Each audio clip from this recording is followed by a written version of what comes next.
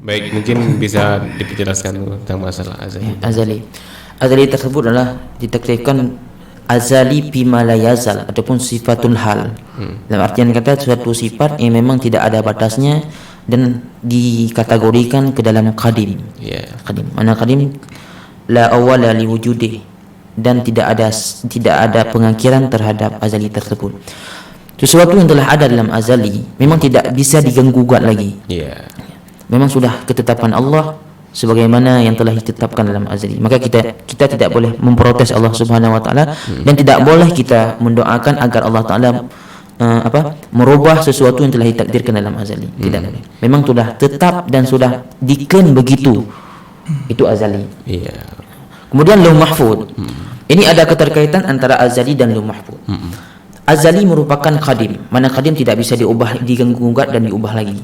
Sedangkan lauh mahfuz adalah lauh tersebut dalam artian kata kita artikan dalam papan. Mahfuz tersebut adalah yang dipeliharakan. Kalau sesuatu yang dituliskan di lauh mahfuz itu bersifat hadis. Dalam artian kita Allah Ta'ala bisa saja merubahkan ketentuan-ketentuan dan yang telah dituliskan di lauh mahfuz, tapi tidak bisa diganggu-gugat apa saja yang telah ditakdirkan dalam azali. Maka sesuatu yang ada dalam azali juga ada tertulis dalam lauh mahfuz.